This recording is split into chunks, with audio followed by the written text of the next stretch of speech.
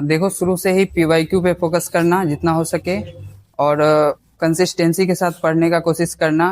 कभी कम होगा, कभी ज़्यादा होगा, लेकिन एवरेज मान के चलो 2 आवर कम से कम दिन में पढ़ना ही है, किसी भी हाल में। चाहे वो पूजा हो, त्यौहार हो, लेकिन 2 घंटा पढ़ना ही होगा। और आंसर राइटिंग पे बहुत ज़्यादा ध्यान देना। बोर्ड में आंसर राइटिंग पे ही नंबर मिलेगा। शुरू से ही लिख के प्रैक्टिस करने का कोशिश करना। नोट्स तुम बना भी सकते हो, नहीं भी बना सकते हो। ऑफलाइन में तो नोट्स बनाना जरूरी है, लेकिन आंसर राइटिंग पे ज़्यादा फोकस करना। यही सब है। थोड़ा बहुत इस पे ध्यान दोगे तो आराम से नंबर आ जाएंगे। जितना चाहोगे हमसे भी बेटर कर सकते हो। प्रेजेंटेशन पे तुम शुरू से ही ध्यान देना। यूट्यूब पे बहुत सारे वीडियो मिल जाएंगे जिसपे प्रेजेंटेशन के बारे में बताएगा। प्रश्नोत्तर संख्या लिखना, उस टाइप से लिख के उसके बाद ब्लैक ब्लू पेन का यूज करना, और जो भी इंपॉर्टेंट वर्ड लगे उसको हाईलाइट जरूर करना। तो टीचर का नज़र सिर्फ उस पे पड़ेगा और तुमको फुल में फुल नंबर मिलेगा। और यही सब थोड़ा बहुत ध्यान देना, बस अच्छे से अच्छे नंबर ला दोगे। देखो, जैसे ही पेपर रहेगा, यहाँ पे प्रश्नोत्तर संख्या लिखना।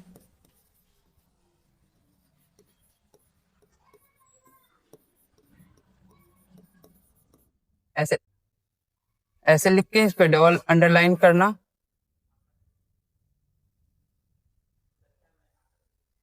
और यहाँ पे जो भी क्वेश्चन का नंबर होगा वो दे देना।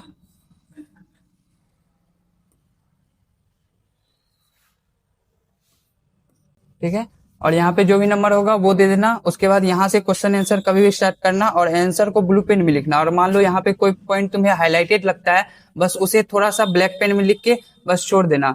और टीचर का डायरेक्ट नजर इस पे पड़ेगा, फिर तुम्हें फुल नंबर देंगे। और जब भी क्वेश्चन खत्म हो जाए आंसर, तो यहाँ पे ऐसे करके ये देना, ताकि उसको पता चल जाए ये खत्म हो जाए।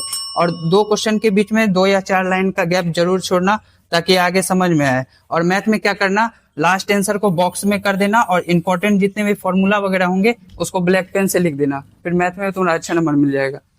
और किसी को कुछ डाउट वगैरह है तो पूछ सकते हो। गोल पर डे कहाँ, गोल डायरी बनाने का सोचना। पर डे जो जो कंप्लीट करना है उसका सिर्फ डायरी बना लेना। डेट लिखना, उसमें आज मान लो फिजिक्स का ये चैप्टर कंप्लीट करना है, केमिस्ट्री का ये चैप्टर कंप्लीट करना है, वो लिख लेना। और उसको कंप्लीट करने का ही सोचना, बिना कंप्लीट करने उसे उठना मत। बस यही सब है। थोड़ा बहुत फोकस करो। और हर एक दिन एक समान नहीं होगा। कभी पोटेंज ज्यादा होगा, कभी कम होगा। बस इस पे फोकस करते रहना और आराम से हो जाएगा। रिवीजन शुरू से ही करते रहना। मान लो अगर चैप्टर 1 आज कंप्लीट हुआ है, तो एक बार तो जब कंप्लीट होगा उसके बाद ही कर लोगे। उसके बाद महीना में, 2 महीना में एक स्लॉट बना लेना। हम भी बनाए हुए थे रूटीन, उसमें था कि आज ये चैप्टर कंप्लीट करना है, रिवीजन मंडे को ये करना है। इस टाइप से शुरू से रिवीजन करोगे तो ज्यादा प्रेशर नहीं बनेगा, और आगे चल के बहुत अच्छा होगा। मैथ, हाँ, मैथ पर डे 1 या 2 घंटा प्रैक्टिस करना। मैथ में प्रैक्टिस का ही जो है, मैथ कभी मत छोड़ना। हम भी पूरे 1 साल में पर डे मैथ 1 घंटा प्रैक्टिस किए हैं। पर डे कुछ भी हो जाए मैथ मत छोड़ना। एनसीईआरटी को अच्छे से बना लेना। उसके बाद पीवाईक्यू पे फोकस करना, उससे ज्यादा लगाने का जरूरी नहीं है, उसके बाद सारा कंप्लीट हो जाएगा। और पीवाईक्यू बोले थे शुरू से ही फोकस करना। चैप्टर 1 कंप्लीट हो, डायरेक्ट पीवाईक्यू पे जाना, उसका सारा क्वेश्चन कंप्लीट करना, और आंसर को ट्राई करना कि लिख के प्रैक्टिस करे। अगर लिख के ना भी हो पाए तो याद करने का जरूर सोचना। फिगर वगैरह पे शुरू से ही ध्यान देना। ये सब ही है, थोड़ा बहुत ऐसे ही करो, बस आराम। हम्म त्योहार वगैरह में थोड़ा सा पढ़ना, ज्यादा नहीं, 2 घंटा अप्रोक्स तो तुम्हें पढ़ना ही होगा, कैसे भी पढ़ना। और कंसिस्टेंसी भी रखना, वही लास्ट में रिजल्ट देगा। ज्यादा एक दिन कम पढ़ने से नहीं होगा, बस कंसिस्टेंट रहो और बढ़िया करोगे। हम 40 सेट लगाए थे एग्जाम से पहले। मॉडल सेट था टारगेट का, वो भी कंप्लीट किए हुए थे, और विद्याकुल वगैरह का कुछ था, वो सारा कंप्लीट किए हुए थे। और एक ज्यादा बुक के पीछे मत भागना, एक ही बुक लेना, उसे 10 बार कंप्लीट करने का सोचना कि 10 बुक लोगे, अलग अलग उसे कंप्लीट करोगे। एक बुक को ज्यादा कंप्लीट करना, उसमें जो इंपॉर्टेंट फॉर्मूला होगा वो सबको हाईलाइट करके रखना, जो रिवीजन के दौरान तुम्हें पता चल जाए। और जो जो क्वेश्चन नहीं बनेगा उसके बगल में तुम ब्लैक पेन या ब्लू पेन से गोल घेरा जरूर लगा लेना, रिवीजन के दौरान बहुत हेल्प करेगा। और बस सर जितना पढ़ा रहे हैं पढ़ो, हो जाएगा, बढ़िया आएगा। मेरा टारगेट तो स्टेट रैंक में था, लेकिन किसी कारण नहीं आ पाया। और हमें रेगुलर स्कूल भी जाना पड़ता था, प्लस सेकेंड शिफ्ट में भी पढ़ा था। तो देखो सब तुम लोग रेगुलर स्कूल ट्राई करना, ना ही जाओ, कोई फायदा नहीं होता है स्कूल रेगुलर जाने का। कोचिंग में पढ़ो और सेल्फ स्टडी करो। रेगुलर स्कूल कम करने का जाने का प्रयास करना। कोचिंग में बहुत इंपॉर्टेंट टेस्ट सीरीज यहाँ से ही लगाते थे हम। टेस्ट वगैरह बहुत अच्छे से यहाँ पे था, और उसका आंसर वगैरह सर बताते थे बहुत अच्छे से। और जो भी डाउट वगैरह होता था सारा यहीं से हम सॉल्व करते थे, क्योंकि ऑनलाइन में उतना पता नहीं चलता है। तो ऑफलाइन में एक प्रेशर तुम्हें मिलेगा और पीयर ग्रुप मिलेगा, जिससे तुम्हारा प्रिपरेशन और भी बेटर हो सकता है।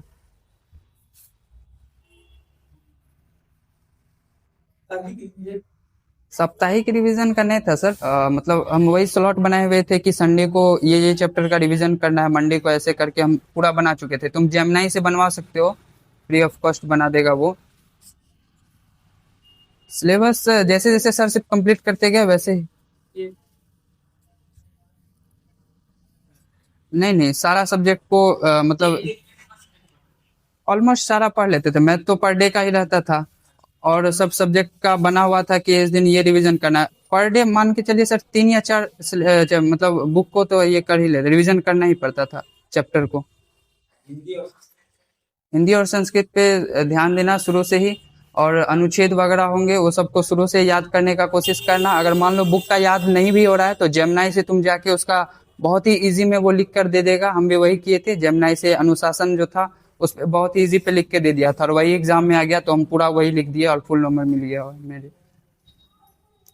जहाँ इंग्लिश शुरू से ही पढ़ो, जितना पढ़ा रहे बस उतना पढ़ो, उस पर बहुत ज़्यादा फोकस मत करना अभी फिलहाल। जितना सिर्फ कोचिंग में पढ़ा रहे हैं, और पीवाईक्यू कर सकते हो, नहीं भी कर सकते हो। हम तो नहीं किए थे, लेकिन फिर भी आ गया अच्छा नंबर।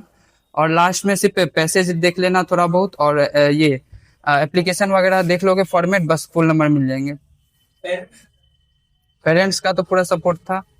किसी चीज में मना नहीं किए, जो लेना था वो लिए। मतलब जितना जरूरी होता है उससे ज्यादा सपोर्ट था। पूरा तो उन्हीं का सर योगदान रहा जो रहा, पेरेंट्स का पूरा योगदान रहा। नहीं नहीं, काम बहुत कम करवाते थे, बस पढ़ने बोलते थे वही पढ़ते थे। और ज्यादा टीचर पे मत जाना, एक ही टीचर को फॉलो करो और उसे पूरे साल भर फॉलो करो। कोई टॉपिक ही हार्ड होता है तो टॉपिक के कारण तुम टीचर चेंज मत कर लेना।